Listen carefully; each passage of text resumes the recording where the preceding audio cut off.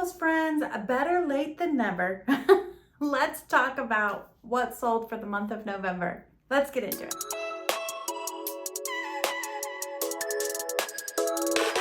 Bicycles friends, thank you so much for tuning into my channel. If you're new here, my name is Heather and I am a part-time reseller across various online platforms, and I like to use this YouTube channel to document my journey. So thank you so much for being here. I hope you guys all had a wonderful holiday, and I'm sure a lot of you are ignoring your business while also thinking about goals and intentions to set for the upcoming new year. I know at least I am. But let's go ahead and get into what sold for the month of November. Now, if this is your first time watching my channel, for these kind of videos, I like to do a little breakdown of where my numbers came in at. And then I like to do a breakdown by platform and category. And then towards the end, I show you all of the items that net me, meaning put in my pocket, put in my bank account, more than $20. I do timestamp below, so if you just want to know what the BOLOs are, I don't know if I call them BOLOs, but if you just want to know what the top items are, you can head right to that. If you just want to know how the platforms performed, head right to that. Do as you see fit. All right, let's get right into it. I'm going to have to wear my glasses to be able to see this. I'll try to tilt them so you're not like me and totally annoyed by seeing the ring light in the glasses. Let's get into these numbers. For the month of November, I sold 68 pieces, 68 units, and that brought me in a gross profit. That means you sell those items, everything on the platforms, all in, this is how much I made, $1,679.10. Yes, that is, remember, I just started going back after my reselling business after a year-long hiatus. So I'm happy to be making anything, to be honest with you. So this is a pretty good way to start that. Now, those are gross numbers. That's just what it sold for. It doesn't account for platform fees. It doesn't account for any discounted shipping. It doesn't account for any of that. Once you take all of that out, oh, and it doesn't account for the cost of goods. Once you take all of those things out, I put in my pocket, I could physically move over into my personal bank account, $1,064.59. So I still hit over $1,000 this month, just like I did last month. So all this listing and newness and just revamping is working. My ROI came in at 63%. So what does that mean? That means I made, based on what sold, I put about 63% of that in my pocket. My average sale price came in at $15.66. I think last month it was a little over $23, so that is a pretty big dip. I do anticipate that to happen during holiday when you're running extra promotions, but also I knew that was going to happen for me because I'm trying to liquidate out of some old inventory. If it's been sitting in my shop during my hiatus and it still hasn't performed, it's probably best to liquidate that to give me cash flow. Starting this back up, I don't have copious amounts of money. I am not taking money out of my personal funds to pay for this business. So I need to move stuff that's not selling to bring in cash revenue so that I can go out and thrift things that are selling. So those gives you kind of a nitty gritty into what the financials are. Let's talk about how sales were by platform and by category. First off, we'll start with sales by category. I have this little handy dandy spreadsheet I make to keep track. I'm kind of a spreadsheet. I kind of like ADHD, maybe. So I do like my spreadsheets to keep track of things. It is not necessary. I do have lists perfectly. There are many other ways to keep track of things. This just helps me to visually see everything. And I like to keep track of my categories. That helps me get an idea of where I'm running low on items so that I don't miss out on opportunity that's there. So this tells me my units that are sold, the dollars that are sold. That gives me an idea of what categories are performing, bringing in the most dollars for me, and then what that percent sell-through is in that category. I highlighted some of the things to bring to your attention. Accessories are definitely moving for me, as they typically do during fall winter season. They brought in 20% of the total unit sales and brought in 21% of the total dollar sales. That means that they are making me a decent amount of money, and I sold through about 19% of the inventory I have, which is why you may see a you may see in the future, or you may have already seen me source some scarves because those are the major component of my accessory category. Home goods. Home goods brought in 6% of the total unit sales on 13% of the total dollar sales.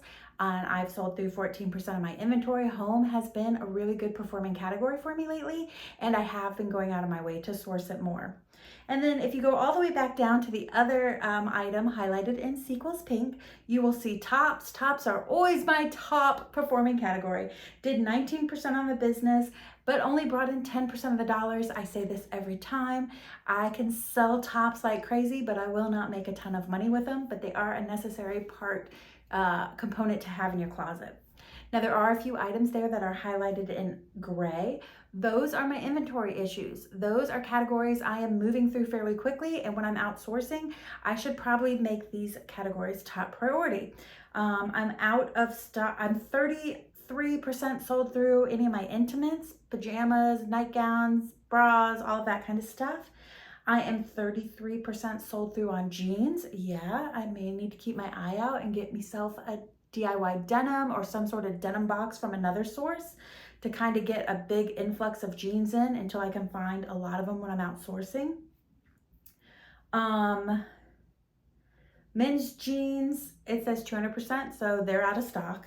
And men's shorts, I sold through 67%. So again, categories to look for when I'm sourcing in the wild, but also it might be worthwhile to buy a men's throw up box next time I have enough revenue coming in, because my men's product is depleting and it does move. Next, we will put up our sales by platform. I'm sure a lot of you guys have some things to say about this. I am so curious to know. Do leave me a comment below. What platform is performing for you? Do any platforms feel like they're dead or stale, or just you're having some issues? I have some opinions, but I may share more of those in December because I was feeling them a lot more this month than in November, which we're talking about now. Poshmark did 40% of my sales. It was my top performing platform, which is interesting. Usually eBay is the top. So I did 40% of the sales and made 38% of the total dollars. eBay, I did 35% of my total sales on eBay and brought in 34% of my total dollars. Etsy, 6%, but it brought in 16% of my total dollars. And that is always the case with Etsy. You have to tell you, whenever I sell anything there, I make a decent amount of money on it. They are willing to spend money on that platform if they can ever find you. Let me know if that's the case for you guys. And then Facebook Marketplace, I didn't sell any items on Facebook for the month of November. The part that you have all been waiting for. Let's throw up here the items that sold for more than 20 bucks. First up, this Tory Burch sweater. A coworker of mine had given me this sweater. She donated a lot of things to my reselling business. It is not in the optimal condition. It was a bit stretched, it was a bit worn, but I know Tory Burch always does well, so I did want to stick it up there at a decent price. I had it listed for $74, was hoping to get $49. I sold it all in on eBay for $75.99. That does include the shipping, which means I put in my pocket, after platform fees, $61.47. I'm sure none of you guys need to be told, but Tory Burch sells very, very well. Across all platforms, it sells very well. So this item is very interesting. My aunt had gifted me so many different things to contribute to my reselling business. If I haven't preached it enough, tell everybody what you do so that they can bring you things. Not only will they bring you things to sell, but it'll help you learn about brands you would never look for in the wild. And this is one I would pass up constantly. It is Catherine's. These are Catherine black knit pull-on pants. They are a plus size. Their brands are worth a pickup, and especially in plus sizes. If you can find anything like this in the bins, grab it, grab it, grab it. Just a pull-on pant. I was hoping to make anywhere between $19 to $29. I ended up selling them on eBay all in for $37.99, which means I put in my pocket $25.13. I know, I would totally sleep on that brand all day long. If my aunt had not gifted me those items, it would never bring that brand to my attention. This is a really interesting item that I found in the bins, and I'm always willing to take a risk in the bins because my buy-in price is usually $1.50. And so I took a risk on this because it is a sports baseball jersey, and you know I know nothing about the sports, but I still gave it a try because the buy-in's cheap. And I thought it's kind of cool because it's Asheville. So it is a Rawlings tag Asheville Tourists jersey in a size 48. And that is baseball team. I'm saying that, it may be obvious to you. I had no idea. I was willing to take the chance. I was hoping to make 29 to 39 gross on this item, and it ended up selling on eBay, and it sold within 4 days, guys. So I may have underpriced this. But it sold for $47.99 all in, and I ended up putting in my pocket after fees and shipping $32.37. That's after the cost of goods and everything. So it was a nice little flip for me, but I gotta wonder if maybe I could have gotten some more money for that. And a coworker had gifted me some items, and she gave me a lot of Spanx. These are the Spanx faux leather leggings. I was hoping to make anywhere between $29 and $49. They ended up selling on Mercari all in for $26, and I put $22 in my pocket. Another bins pickup. I love it when I came back into this business and started sourcing again, and to see the things that I just recently picked up moving makes me know I'm on the right train of thought. This is an Owen floral sleeveless dress. I picked this up 100% based on the retro silhouette and the pattern. I just thought was cute. I was hoping to get $19 to $29 for it. Sold it on eBay all in for $35.99 and put $23.29 in my pocket. Now, if you guys watched my first back from hiatus Goodwill bins video, you will certainly recognize this item. If not, I'll link it below. You have to go and check it out. It was an interesting bin strip full of vintage and kind of like, I'm not really sure how much money I'm gonna make with this. And then my partner found this item. It is a vintage Hermes scarf. And I was hoping to make, based on comps, anywhere between $199 and $349 on this item. When somebody offered me $239 for it, I said yes. It was a Poshmark offer, and I ended up putting in my pocket $181.71.